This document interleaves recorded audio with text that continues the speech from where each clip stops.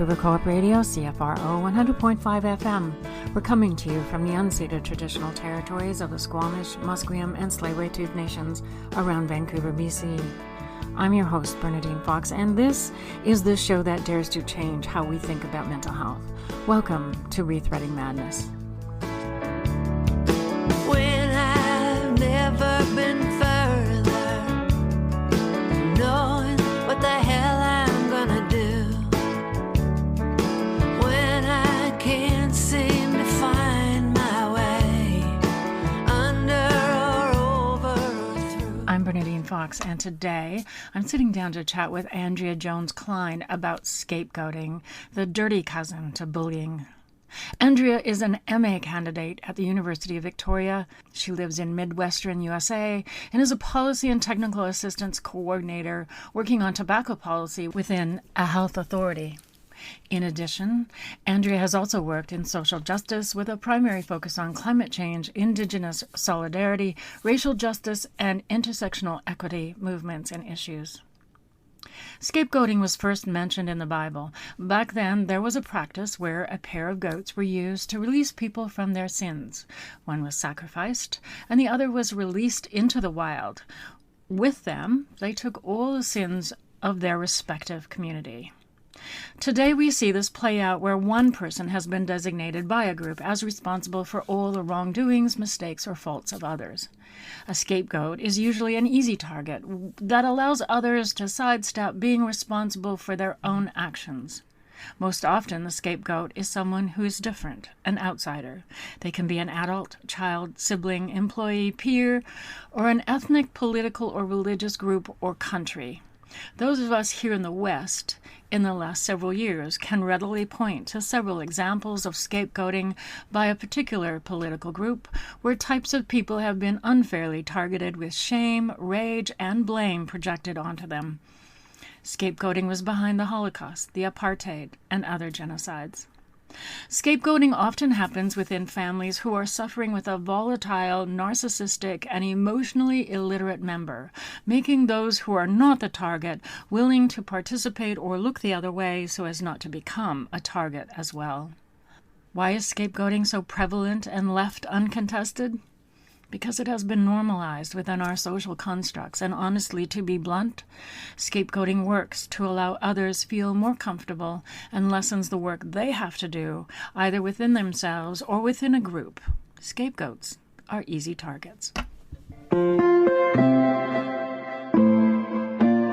You're listening to Rethreading Madness on Vancouver Co-op Radio, CFRO 100.5 FM. I'm Bernadine Fox, and with me is Andrea Jones-Klein. Welcome, Andrea, to the show.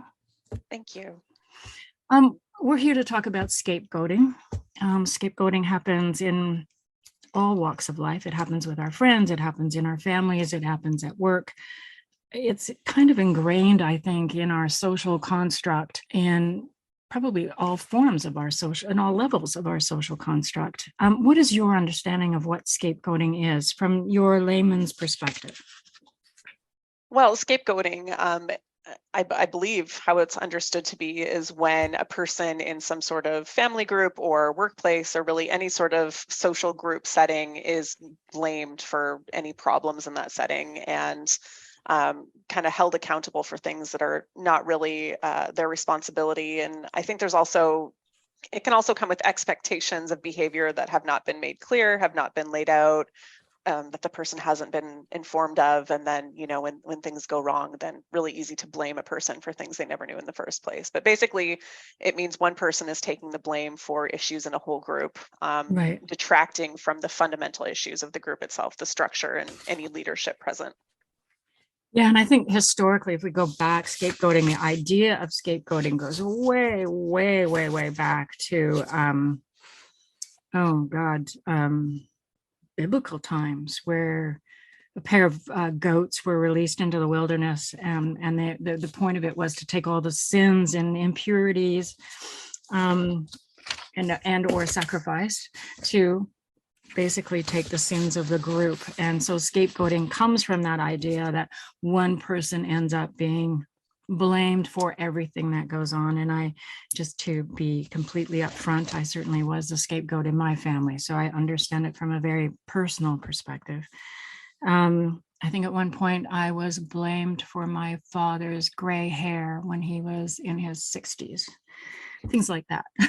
Oh yeah, I was blamed for 2 of my father's divorces, even though I barely was present during either of them. Yes.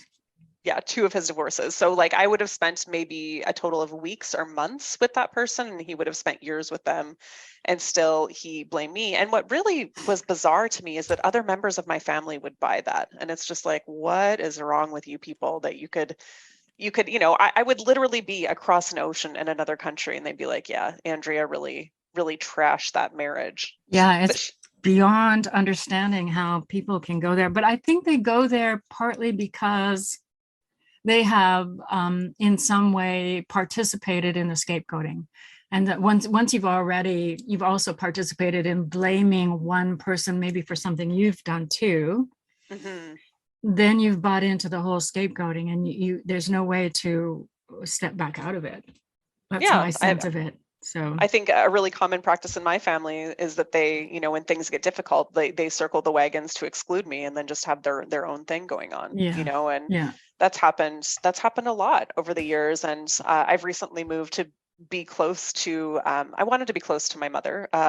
My brother is here as well. The motivation was to be close to my mom, who is pushing 80, and I did not feel that she was totally safe out here in my brother's relative care. They don't live together, but she lives in a property that he owns. And so I made the difficult decision to leave a really great place and come to a really not so great place, because I just felt like over my dead body is my mom gonna, be neglected or abused in the last phase of her life. And kind of some of that is going on now. I'm taking a stand because I require accommodations for a very severe invisible disability that I have. And my brother, who is the patriarch of the family now and who is a very unwell person, has decided that my very real, legitimate, diagnosed physical illnesses and accompanying disabilities are just all in my head. It's just all mental illness. I'm just making it up to try to control the family, which is weird because he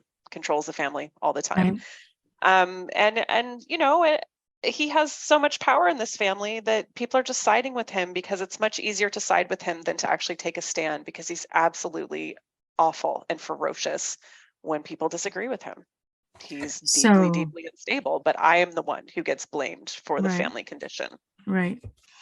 I would imagine even if your disability wasn't invisible, he'd still suggest you were making it up, just because that's kind of how this whole issue goes, right?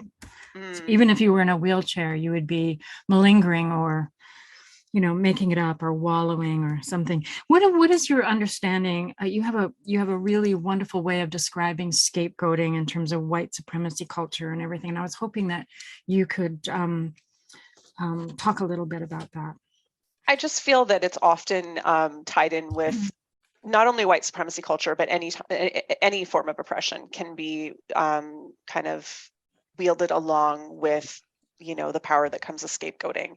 In my family, it's misogyny, like there's definitely a bias against women in my family that has really, really, really fallen on me. Other women have participated in that, namely my mom and my grandmother to some degree. And the men are the people in power. And so they're wielding that unearned male power and privilege, male violence, male domination, along with the whole concept of scapegoating. Like that's all coming right at me. And other types of isms. Like there's a lot of ableism happening in my family right now, not just toward me, but generally broadly, mostly towards me because I'm the most severely disabled, but also just expectations that my mom, for example, should be able to climb into cars that are too high for her. Like, we shouldn't have to consider stairs to get into a place, or just that they just don't. Like I really consider those things, but my brother just doesn't think that way. And when it gets kind of raised, there's definitely kind of an attitude of he shouldn't have to think that way, And so that's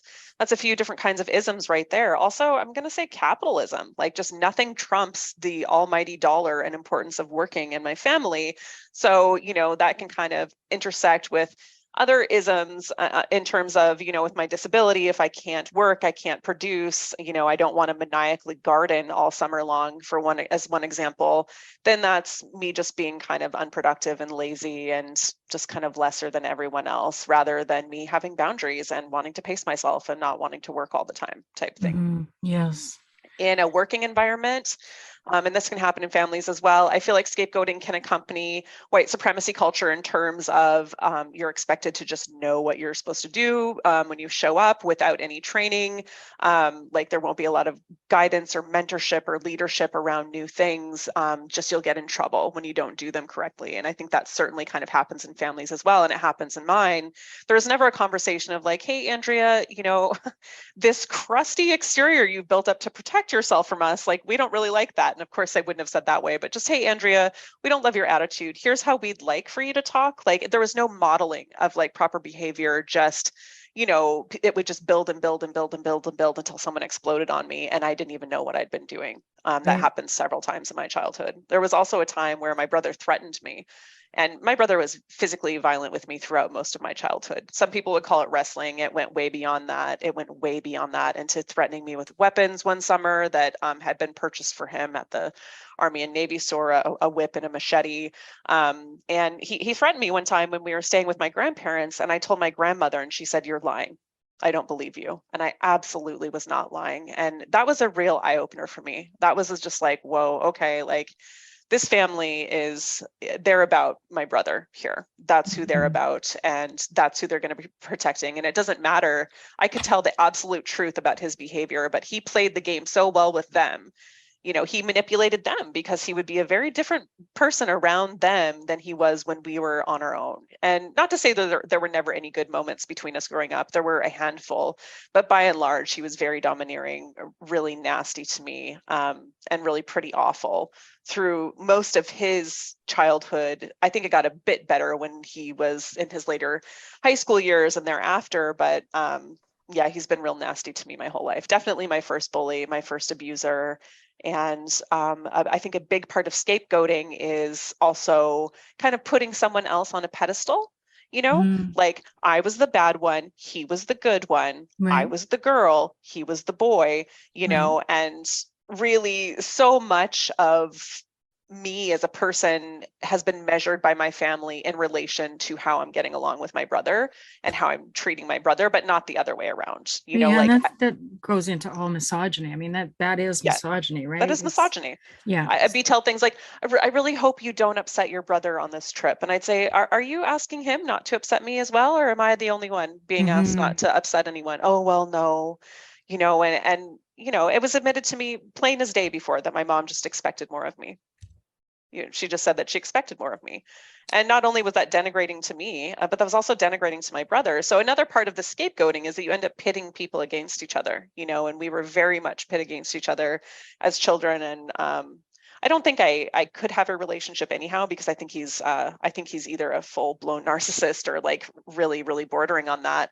But any opportunity I think we would have had to have a healthy relationship as children was pretty much just blown out of the water by the parenting and other adult leadership in our family when we were growing up. Yeah, scapegoating within a family is a very destructive thing, I think, to all members of the family, but I think certainly to the one who's scapegoated more so because of the message you get, which is everybody else is okay and you're not. Black sheep. Black sheep, but also you're responsible. And when you're a little kid being told you're responsible, you end up trying to figure out how not to be, or how to fix whatever it is you're screwing up, even though you're not. And so you end up on this sort of mythical journey trying to figure out how to fix something you can't possibly fix, so that you'll be a part of the group, or loved in the same way, or whatever, and having your siblings figure out that they can blame you as well. So it really is the entire family sort of participating in this thing that is really damaging to one person. And it very much was my whole family, and not to say that I wasn't a difficult child. I was, but I was a desperately unhappy child. I was a child who blatantly saw that my family loved my brother more than me. Right. and chose him over me time after time after time, prioritized him time after time after time. And yeah, that kind of thing causes some behavioral issues. And none of them had the know-how or tried to get the know-how to figure out how to actually raise us properly. Just a completely toxic, dysfunctional family. And even though most of my dad's side of the family, in fact, all of my dad's side of the family, except for us kids, is dead now, those family dynamics have persisted. And my brother is really carrying the torch in terms of scapegoating me and placing all the blame on me, especially for his own behavior. Oh yeah, I mean the one that has figured out how to use it will use it endlessly and forever, to have an easy out all the time. I mean, really, that's sort of like the golden way of living. I can do whatever I want, and you're always to blame for it. Man of the house, head of the family. House, yeah. Certainly, my family was the same in terms of misogyny, absolutely misogynistic. And of course, I was the second girl child born. I was supposed to be a boy, definitely a boy, and not a boy. And so, by the time they did have a boy, I was, not, in terms of kids, they had their girl and they had their boy now. And I was just this middle child that really didn't have an importance in their structure of their family. So easy to become the scapegoat. Absolutely. And like you, I acted out. But I wouldn't call it acting out badly. I felt I was always sort of protecting myself. They saw it as acting out badly, I'm sure. I mean, I was angry. I knew I deserved better. I still deserve better. And I saw it for what it was, from very early on, even the misogyny and the sexism, and it made me very, very, very angry. It made me angry that, this rude, mean, just kind of nasty brother of mine was so cherished because he was born a boy, and he was such a jerk, he was really such a jerk, to me anyhow. And I really, I was furious, knowing that I was getting so jilted in terms of what a person deserves in a family. And I still feel pretty devastated about that. My move out here was kind of one last ditch effort, along with wanting to be present for my mom to hopefully, be able to reclaim my family. I never would have dreamed in a million years that the situation that has arisen would. And what I mean is that I can't be exposed to chemical fragrances. I have a diagnosed legitimate medical disorder called chemical intolerance. It's also known as multiple chemical sensitivity. And speaking of misogyny and sexism, the very male-dominated Western medicine environment, whenever they can't figure anything out, they just say it's a mental illness. And so diseases that women suffer more from men are really, really that way. So fibromyalgia, for example, another chronic disease that I have. I have two diseases that for years Western medicine was trying to say was just all in people's heads. And then they had to come out and say, oh, whoops, sorry. Oh, we found out this is actually a physical illness. And people who have had it for years or decades are saying like, yeah, we know. Thanks a lot. We know, but yes, I have this chemical intolerance. I can't be around chemical fragrances. Botanicals are usually fine, but my family refuses to so much as just get together and have a family conversation. And it's really my brother who's refusing. His wife would love to be able to work this out. My mom is really trying. His mother-in-law is a real problem about it, but I know I know that if we got together, had a family meeting, and my brother supported me, that everyone else would as well, because he has unearned power in this family. He has more power than anyone else in this family, but he has just decided that along with refusing to look at my medical documentation, including my diagnoses, refusing to look at research that I've asked to be able to send, refusing to have a single conversation, and of course, refusing to change his soap, because soap is more important than a human being that you claim to love. He just is saying that I'm just being hysterical and it's all mental illness and that none of it is even real.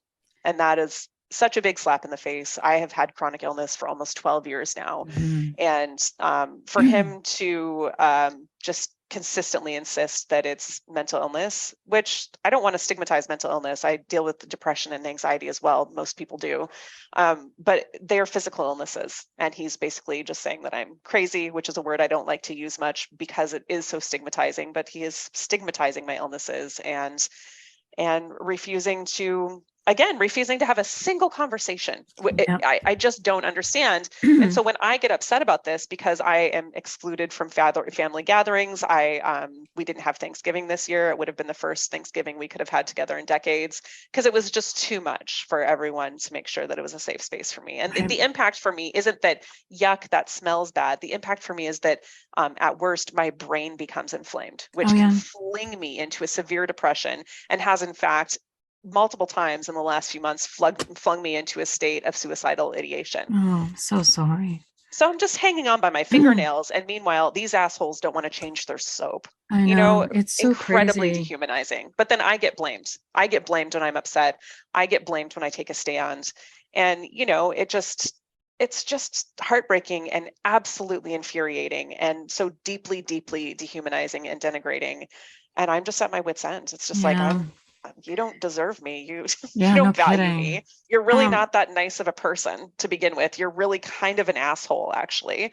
And I'm going to be taking my self-sufficiency and what little, physical wellness and sanity I have left after all of this, and I'm going to be doing my own thing. Because I hate to stop you here, Andrea, but we just need to take a little break, and then we'll come right back and run right back into this. Okay, so no problem. Stay tuned, folks. We'll be right back. You're listening to Rethreading Madness. I'm Bernadine Fox, and I'm talking with Andrea Jones Klein about scapegoating. Andrea, I believe that you also experienced some scapegoating at work. And I just, put it out there. I've also experienced this. So I'm very interested in this topic and talking about it for folks. So can you tell us a little bit about what happened to you at work? Well, I don't want to get too particular into details, but what I will say is that what I was saying earlier about white supremacy culture and just being expected to show up in a job, not be trained, know exactly what to do, know exactly how to behave, know exactly what their brand of professionalism is, and kind of this idea that there's only one right way to do things. And of course, like hierarchy absolutely plays into scapegoating because you're always at the bottom of the hierarchy as a scapegoat, and someone higher than you or levels of people higher than you are wielding all kinds of power against you. But folks in power just aren't really doing their diligence as leaders in these roles. So they're not, just like in a family, they're not modeling what the behavior is supposed to be. They're not providing actual material or information around expected performance, but you get in trouble. So instead of being shown and being trained in terms of what's expected of you, it's like you just get in trouble when you're not doing the thing that was never explained to you. And then if you actually take a stand, then the focus becomes about your character, your work. In one situation in the past, there was actually evidence fabricated against me, totally made up, saying that someone had complained about some work that I had done, and managed to find out in no uncertain terms that did not happen. Like, people will go very, very far not to look at themselves, not to have to engage in any sort of accountability, and not to have to change the structures that they're benefiting from in any given workplace. Any given workplace, and this goes along really well with white supremacy culture in terms of white fragility and white people feeling that we are entitled to comfort, that we are entitled to avoid discomfort. And so often in the workplace, if you're actually saying, like, even if you're hired to do equity work, even if you're hired to do restructuring work, people will say that they want to, or do, the workplace is an equitable workplace. It's like this, it's like that. And if you raise any issues, then all of a sudden you're the problem. All of a sudden the whole focus goes on to you, because those folks in leadership are going to do whatever they can do to avoid accountability, to avoid the discomfort of leaning into their own flaws as leaders, their own flaws as staffers. And again, they're plugging into that overarching white supremacist power that exists in society and wielding that to their benefit. Well, it also makes sense in a really sort of mundane way, in that if you have somebody you can use to never be at fault, to never have to make change happen Right. in yourself, and I think this is what you're saying, that's an easy mark, but and it's not just necessarily white culture. We can look at it from the perspective of the people society kind of marks as people you can treat poorly. So, for instance, people who are overweight.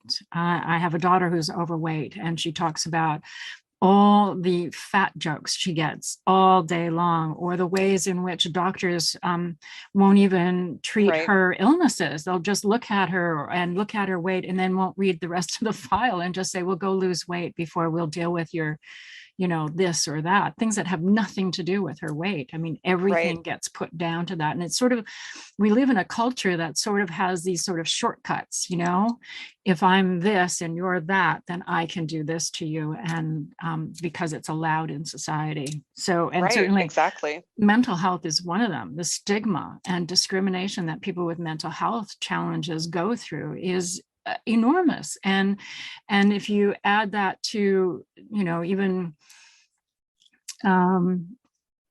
things that are illegal, things that are done that are illegal, it's really hard for somebody with a mental health challenge to be taken seriously, because the world thinks, well, they're crazy. We can't trust anything they say because they're crazy, right? And so it ties into that. The scapegoating in a workplace is, I don't know, does it go down to those levels of, are you a smoker, are you overweight, or is it also related to, say, somebody being worried that you know your job too well, or you know more than them, or Yep. they think of you as a threat, so actually I you're have been having more that than. experience. Yeah, with Oh. that last thing you said. Once I started raising issues in the workplace, and in one of my workplaces, it was kind of, the idea was like, oh, well, Andrea's probably too talented to work here. Like, there's a lot of bureaucracy here and it's very slow moving, and she's probably not going to be very happy here, so she should probably just leave. Like, it was almost like a kind of benevolent way of trying to push me out that I've experienced in the past before. And and yes, it doesn't have to necessarily be within white spaces, but those things that I mentioned, like the only one way, right way to do things, and just an expectation of showing up how to do things, also false urgency, like those are specifically aspects of white supremacy culture that show up in workplaces. And I think it's really important to note that, because it makes it that much easier for those things to take up space, because that is the dominant culture we're working in. Right. So it's not like, oh, I'm just pushing back against bad behavior in the workplace. Like, no, I'm pushing back against a structure, an axis of oppression that is present throughout the world and society. And that is a way bigger deal than just pushing back against, I don't know, something more trivial in the workplace that's also problematic. When it is linked to structural power, to historical, power imbalance, it's much harder to address. And it's much harder for people to be honest with themselves about if they're propagating it, because there's this idea that, like, good people can't do bad things, and there's this false binary about, like, well, I'm a good person, so I couldn't possibly have perpetuated scapegoating, white supremacy culture, like whatever, because I'm a good person, when the reality is good people do nasty things all the time. Good people inadvertently, unintentionally prop up structures and systems of oppression all the time, because if you aren't actively dismantling them, if you aren't actively dismantling toxic or oppressive behavior within yourself and within your teams, if you're a leader, then you're going to be propping them up somewhere, somehow. Yeah, it only makes sense because it's been so ingrained in our social constructs for so long that we're all guilty of it on some level. Right. It's the water we're swimming in. So if we don't stop to and check it out, we'll just assume that it's the way things are, the way things have always been. And no so need therefore, to analyze this. It's right. Yeah. Yeah. Yeah, no, I get it. When somebody stands up to scapegoating, or even bullying, because scapegoating is really a part of bullying, or bullying is a part of scapegoating, what would you say? I think maybe scapegoating is a part of bullying. Bullying would be the overarching umbrella. When somebody stands up to it, what happens? You're describing in some ways you've been standing up to it, both with your brother and at work. What happened to you? Well, just want to indicate also that I'm not speaking of my workplace now. I'm speaking of workplaces in the past. I just want to be really clear about that. Thank you. But, generally what happens in any sort of social group, whether that's a workplace, a family group, like some sort of community group, when there is a power imbalance that is serving someone, that someone else challenges, whether they recognize this is a direct challenge to my power or not, it is. And people will feel that on some level of themselves, whether or not they literally consciously recognize that. So what people tend to do is then power block.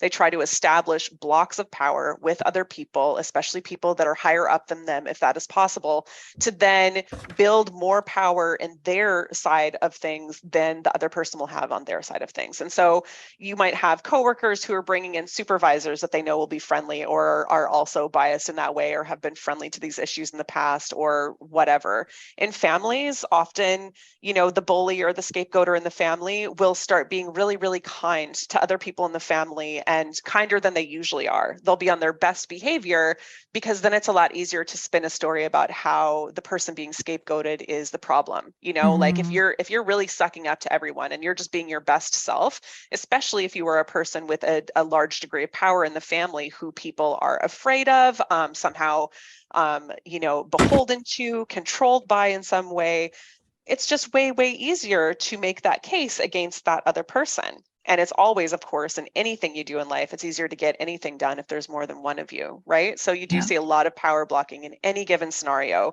which again is kind of just like circling the wagons. Let's circle the wagons to exclude this person.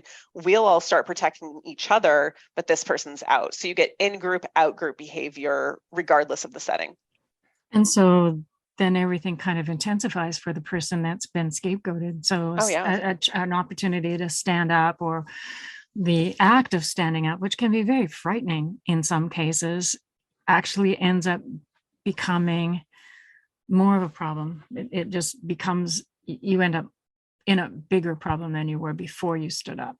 Oh, every time. Whenever you take a stand for yourself, it gets worse. Yeah. Before it gets better, if it gets better. And the if, it could be months or years down the road, depending on the situation, depending upon the setting. And it often doesn't get better. I'm going to take a little break now. What I'd like to do is come back and talk about what folks can do about it. And we may not have all the answers here, but let's talk about what's the impact of being scapegoated and what might we be able to do about it. So we'll be right back, folks. Don't go away. I'm Bernadine Fox, and I'm chatting with Andrea Jones Klein about scapegoating and what it is and how it impacts us. And most importantly, right now, I want to talk about how it impacted you, Andrea. You talked about being in a position before where you were being scapegoated at work and certainly in your family itself. How did being scapegoated impact on you? From the family sense, I think it's fair to say that it really shaped my life. It turned me into a person. It's hard for me to get close to people. I find romantic relationships basically impossible. I cannot choose a healthy partner to save my life. And it might be because I can't attract a healthy partner. I tend to attract pretty toxic, dysfunctional, kind of broken people, sadly. And it can even be people that both of us have done a ton of work on ourselves, and it just ends up to be a pretty toxic, bad situation, So I don't know that I'll be really pursuing romantic relationships too much more in my life because I don't seem to be able, despite many, many years of therapy and being a very kind, loving person with a big heart, I just don't seem to be able to have a healthy relationship that isn't super damaging. And that all goes back to my family of origin. I absolutely associate love with abuse and love with toxicity. And that is in my subconscious, that is in my nervous system, that is in the very fibers of my being. It's in your neural pathways, I would imagine. It is. Yeah. It is. And so that's really tough for me. That I think that's been the hardest part for me, is that I just really struggle with being close to people. It can be that way in friendships as well, not too much, but generally I just can't really be in groups of more than like 5 people and still feel comfortable. And I don't know if that's entirely because of the scapegoating, but I mean, it's after a while, it's pretty tough to pick apart the things that you unpack from a traumatic past. Like my trauma starts actually before I was born, and it really continues a lot on the day I was born, a lot in my first few months of life, and doesn't really stop, unfortunately. So at this point, my nervous system is trashed. It's absolutely trashed, and it's really impacting my ability to live my life. And so whenever there's the stress of the kind of discrimination that comes with scapegoating, it's very triggering for me on a physical and emotional, psychological level. Really, really, really impacts my health. Any sort of bullying or expectations of perfection without explanation or training, it's deeply, deeply destabilizing for me.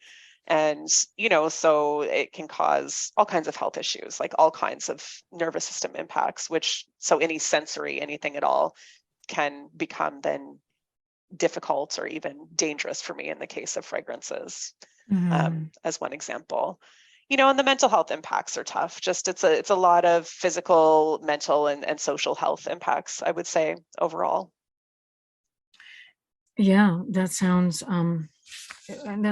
devastating to one's life. Honestly, this whole idea that, you just go to therapy and you can figure out your trauma and you'll be fine. You'll sort of the sort of fantasy that you'll be normal. I don't know why people say that, because I don't think one person's normal is another person's normal, and I'm not sure there is a normal. And certainly if you've been traumatized, it doesn't go away. It just becomes a part of your personage. And certainly for you, it sounds like, that whole idea that you go find your pre-trauma person. Clearly for you, there is no pre-trauma personage. Nope. There is just trauma. And so you are hyped for trauma, and built for it in some ways, trying to live a life without it. That's very difficult. Well, and I think the flip side of that is if the fight is worth fighting, I don't back down. And I have certainly been a part of major overhauls of organizations in the past where a toxic workplace was present, because I don't back down. And that's not to say I've always done that in the best way, but I have absolutely driven bullies out of the workplace before, and I am a fighter, and I'm strong as hell. I'm very resilient. And I'm also really tired of having to be those things. I'm tired of advocating for myself. I'm tired of having to justify my existence, which is non-normative. I don't like the word normal because it's just not precise enough for me. I'm a scientist. I like precision. And so for me, I use the word normative because that makes a lot more sense. Normative indicates a data set. It indicates a population base, and so in terms of that, like, I would love to be a normative person. I would love to be able to have normative human relationships that are healthy and sustainable, and to be able to have normative levels of trust. I would love to have normative health, and I don't, and I don't know that I ever will. I think I'm at a point in my life, I'm 44, and these mid 40s are a real trip. Like, it's just like, whoa, it's like, my body had a lot of issues before, and now it's just flat out, like, it is just going rogue at this point. And so, like, and that's anything from like increased chronic illnesses to like these eyebrows. Like, what is happening with my eyebrows? Like, what does that smell? Sometimes I'm like, what does that mean? Did I make this smell? But I'm also getting to a point where I'm kind of refusing to invest in people who, well, I am at this point, I'm abjectly refusing to invest or even spend any time around, at this point, people who are not in solidarity with me. And I've been that way on a social level for a little while now, but in terms of like a family level and a professional level, I am refusing to engage with people who are not in solidarity with me. I'm demanding in the workplace, I'm demanding solidarity around my health issues. And luckily, in the workplace I'm in now, I'm actually really being met in that way. I have experienced more fragrant solidarity from people in my present workplace, for example, than I've ever experienced in the several years that I've had this, to the point that one of my coworkers, we recently got together for a retreat, which it's a lot for a person with 5 chronic illnesses as severe as mine to like pack up and go to a retreat somewhere else in the state. But it also was like, oh, good, I can just kind of like live life a little bit, and found a place that was basically fragrance free, enough that I could stand it. And and my whole team that showed up, like all 20 people, really went the distance to make sure that they were acting in fragrant solidarity with me, to the point that one of my colleagues made her whole family decontaminate from fragrances for the week before the retreat. Oh my Lord, that is absolutely amazing. Way to go. It was amazing. And so here I am a week later, I'm like, I'm moving to that town. And also, Yeah. I'm not going to accept anything else from any less, because of people who have never met me in real life before, have only met me on Zoom, or people who are mostly total strangers to me. If they can go that distance, then there's really no excuse for anyone else. There's really no excuse. And so now I'm thinking for myself, like, I badly, desperately want a family. Maybe I should just go out and make my own. Like, maybe I should foster queer kids, or maybe I should foster, kids who are chronically ill or who are like me in some way, like kids who have just had a raw deal. And let's face it, most kids in foster care, are like that. But I do feel capable of having a really healthy relationship in that way, because I've done a lot of childcare in my life. And it's like, if I want a family so bad and I have this big open gaping wound where my family should be, maybe it's time for me to just kind of cut and run and make my own, That sounds good. You were saying before, like, what do you do if you're experiencing these things? And I have to say, Bernadine, when it comes to scapegoating, if you aren't someone with a power analysis, like a really full fleshed out power analysis. Can you explain that for folks, what that means? A power analysis would mean that you have a power analysis. You have an analysis of power in government, in families, personal power, socio-historical power, structural power, all of those different kinds of power. And so that would mean also that you have an analysis of all of the isms of racism, sexism, homophobia, ableism, because really what those are is a societal power imbalance, right? Yeah. If you don't have a power analysis, it's going to be really hard for you to understand what's happening to you, because really what it comes down to is scapegoating is power. Yeah. It comes down to power and a few other aspects. But without that power analysis, you're not going to be able to figure out who you can power block with, and in the past, in situations where I've experienced scapegoating or bullying in the workplace, if I would not have had people in leadership positions, so in positions with more power than I had and more power than the bullies had, or at least as much power as the bullies had, it would not have worked. No. And that is why these things are so pervasive in family systems and in workplaces, because often that does not exist. Often we're recycling leadership, in the nonprofit world, it's like the same executive directors of these organizations going around and around and around. And sometimes they'll dip into government and sometimes they'll dip into academia. And it's like government, academia, and the nonprofit industrial complex just recycle leadership all the time. Like you'll see, you'll just see these people in positions of power that, maybe like a state health officer is like the head of a program at a university. And then later on, they're, the head of an NGO somewhere. And the state health officer for folks in Canada is analogous to the Minister of Health. And like you'll see that, right? And so if you don't have someone in leadership who is going to have your back, my advice would be, don't even try, just get out of there, because you are just going to get absolutely raked over the coals. And maybe you don't have someone in leadership. Really, really, like, please do have someone in leadership. But like, maybe there are a whole bunch, like if you're in a movement, for example, if you're doing movement work in some sort of community group and you have a ton of people power behind you and a real crap leader in that group, you can shift things with people power if it's properly organized, then people power will suffice. There are other types of power that you can amass, whether it's like with staff or, people who are involved somehow in whatever it is that your organization is doing, or your company, funders, like they have a lot of power, so I think there could be situations where you don't have someone in leadership with power. It's just going to be a lot harder. But what I'm saying ultimately is that it comes down to power. And so you need to leverage your personal power, which means a whole process with yourself about self-worth and valuing yourself and taking proper care of yourself. But you can leverage personal power, the power of allies and accomplices, and people you're in solidarity with, that people power, and then structural power, hopefully within the organization. And then of course, capitalist power, if funders are involved. Like there's all kinds there that can be accessed. But if you don't have a power analysis and if you haven't mapped it out, you just don't have a chance in hell. Map it out as in who is in power and who can be my ally in this. Is that kind of what you're saying? Who could actually shift some change here, and what sort of pressure would you have to put, and so in a family, that's often one of the elders in the family, maybe your brother's a real piece of shit, but your auntie's got your back, or something like that. But it's pretty important in any situation to do a power analysis. And if the power isn't there to shift things or isn't mostly there to shift things, maybe consider shifting yourself instead, shifting yourself right out of that environment. Yeah, because the structure of scapegoating is such that if you're the one being victimized in it, you're the one without the power to make the change happen, right? I mean, it's one of the biggest lessons I ever got is that I can't be responsible for changing something I have no power to change. Well, that's right. I mean, it's just and basic kind of thing. It's true, but we don't really talk about power. Power is this taboo thing in society often, in terms of topics for conversation, but it's absolutely underscoring and underwriting everything that's happening in society. Like from the actual power we need to make our homes and our cars and our lives go, to the power that's happening in government, all levels of government, and in social movements and in corporations and in the nonprofit industrial complex.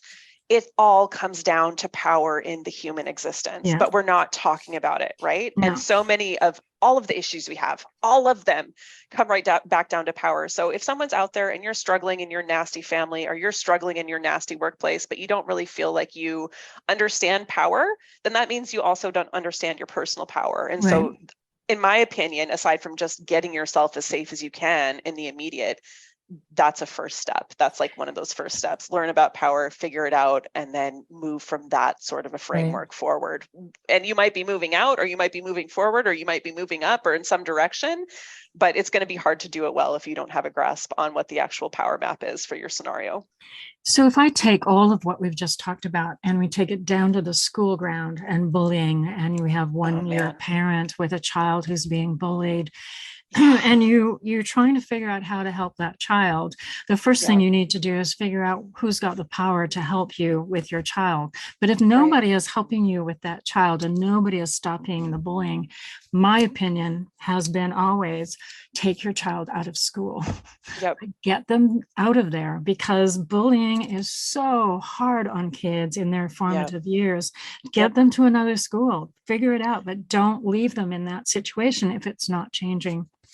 Yeah, I was very badly bullied in school. And that was, thank you. That was way before Pink Shirt Day. It was way before any of that. It was before bullying was really even much of a conversation. We knew it was bullying. And, very often, I had to leverage a lot of personal power from early on, even though I didn't realize what I was doing. And there would be an announcement over the intercom, like Andrea and this kid come to the principal's office, and everyone knew it was happening. Everyone knew that I was taking someone to task again. And I had to do that. And I guess that's the importance of equitable policy. I had to do that over and over and over and over again in junior high and high school until finally around junior, senior year, people just left me alone. But it really, it was really, I had to be hospitalized when I was, I think, a sophomore. That's grade 10 in Canada, because I was suicidal, and when a kid is suicidal at that age, there's something really, really wrong in their lives. And, I was in this family that didn't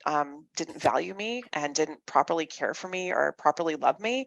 And then I was, growing up in poverty and going to school and getting bullied most days, because I was the fat kid. I was the fat, smart, outspoken kid, still am, and the thing is, I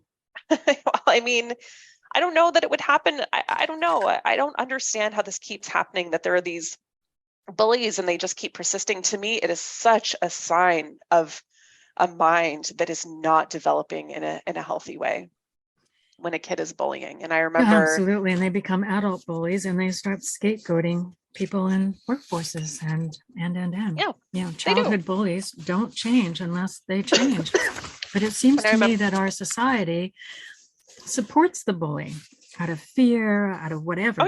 It's like a norm, if you're the bully, you're the one that gets supported. There are all kinds of things that are upheld and lauded as the way to be in capitalist colonial society. And, Bullying, I don't think it overtly is. Nobody's saying like go bullies, but all the different ways that we send messages about that, about like being persistent if you want something, and like just second is the first loser, and just all these kinds of nasty mentalities. And persistence is great, but if the something you want is a person, for example, then it starts going into like stalking. It starts going into harassment. Right. And I remember trying to work with like my mom and the principal, and I feel like there was always this underlying thing of like, yeah, but you really are super fat though, so kind of like you've got it coming. Like there was kind of, Yeah, exactly. instead Or of just you like, are mentally ill, so right, like you're not doing right. right, instead of just like, it is unacceptable for children to be this mean to one another, and we're going to go find out what's going on with that kid's parents in that kid's home life to figure out why they're being so emotionally violent with you. Did that actually happen? Because I don't ever see that. I always see people saying, my kid is being bullied. What did we do? And people saying, well, they got to go stand up, or got to go do this, but nobody is saying my kid is the bully. And what do I do? How do I help them? That never happens. I never hear it. And no, it's just like all the ways to protect yourself from being raped, instead of like, here's how to protect yourself from raping someone. Yeah. It's exactly the same, it's essentially the victim blaming. Yeah. And for me, I just had to keep kind of bashing my way through high school. And the impact on that for me of being bullied so much through school and having such a hard childhood was that I avoided post-secondary like the plague. I didn't want anything to do with school. So I didn't end up getting my bachelor's degree until I was 40, 41, 42 years old. It took me that long and part of that was that I was in school and I got chronic illness and I had to drop out because I was so sick. But a big part, that was still late in the game. That was in my early 30s and I still hadn't gotten an undergrad yet. In my 20s, I was just basically trying to figure out what just happened to me in terms of my entire life up until that point. I was really unpacking how very, very unwell and toxic my family was and what I had been subjected to. And, just trying to like get my feet underneath me after having survived my childhood. Mm-hmm. And so most of my 20s was a lot of therapy, a lot of mental illness as a result of all of that, a lot of trying to stop hating myself, to be quite honest. Yeah, and so I am, thanks. I'm very much a late bloomer, and I kind of have like a sweet spot for the whole concept of late blooming because, some of us, it takes us into our mid 30s to be able to even move on in a healthy way from what we've survived growing up as children. Mm-hmm. Yeah, I agree. We take so much time just to undo. Yep. Sometimes most of my listeners know that I come from a very, very traumatic childhood. And I often wonder, where would I have been had I not had to take so much of my adult life just, surviving and getting past what was done to me as a child? It's same. I think the same thing, and some days are better than others for sure. Right now I'm in a real rough spot in my life. And so I'm really struggling with that, and I think something else though is like, there's kind of like almost this trauma porn that happens, like we're mined for our trauma and then we're so inspirational to people. I know. I really don't need to be anyone's inspiration, quite frankly. I like being motivating for people. If it's going to motivate them to actually do something to impact the things that I've survived, sure. But at this point, I don't want to hear that I'm strong. I don't want to hear that I'm resilient. I don't want to hear that I'm inspiring. I don't want to have to be any of those things. I just want to be able to be a healthy, happy person. And I'm never going to be healthy again. I'll have healthy habits. I might have good blood draws, but in terms of not being sick and in pain every day, that's never happening for me again. So I don't really want to be someone's inspirational t-shirt because that's my life. That's my trauma. I just, there's just been so much of that toxic positivity. Got to turn everything into a positive. Some things aren't a positive. Some things are just tragic.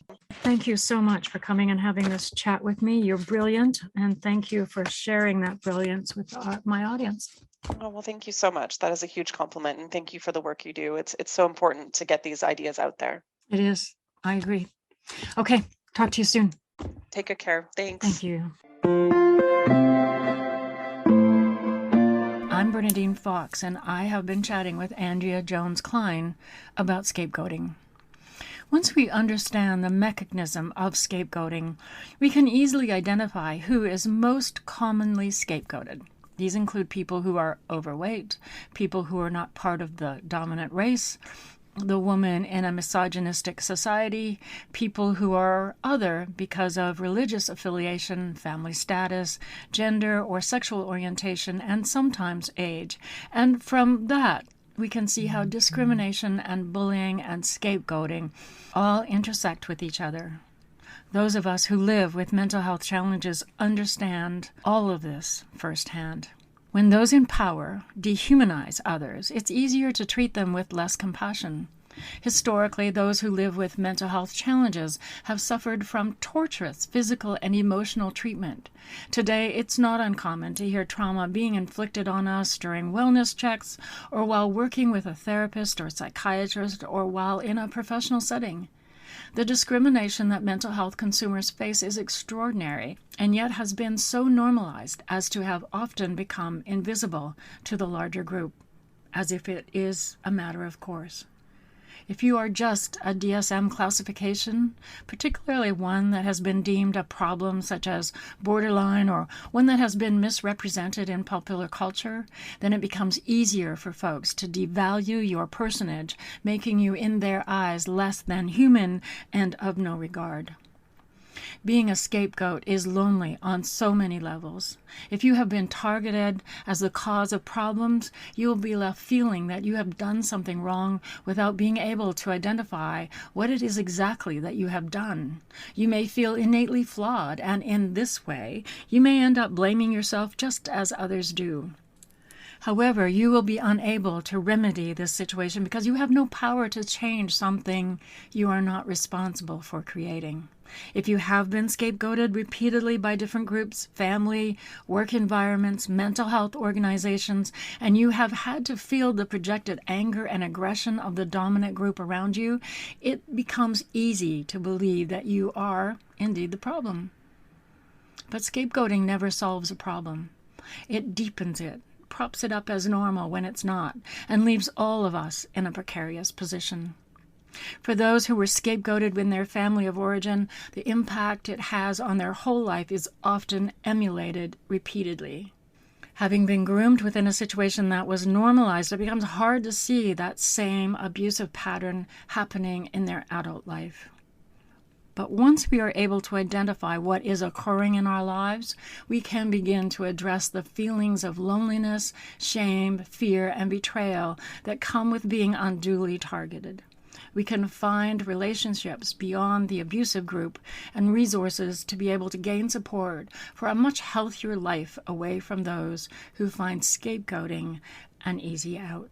My thanks to Andrea Jones Klein for coming and having this conversation with us, and to Sherry Ulrich for the gift of her music. But as always, my thanks goes out to you for joining us today. Stay safe out there. You've just listened to Rethreading Madness, where we dare to change how we think about mental health. We air live on Vancouver Co-op Radio, CFRO 100.5 FM, every Tuesday at 5 p.m. or online at coopradio.org. If you have questions or feedback about this program, or want to share your story, or have something to say to us, we want to hear from you. You can reach us by email, rethreadingmadness@coopradio.org. This is Bernadine Fox. We'll be back next week. Until then. When I've never been further from knowing what the hell I'm gonna do, when I can't seem to find my way under or over or through,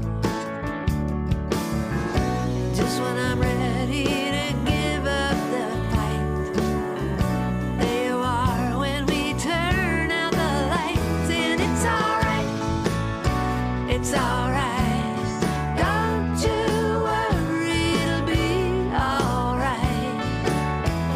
Why do I always believe it when you tell me everything's gonna be alright? Yeah.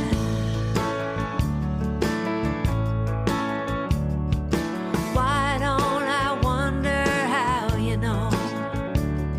Well, surely you don't have all of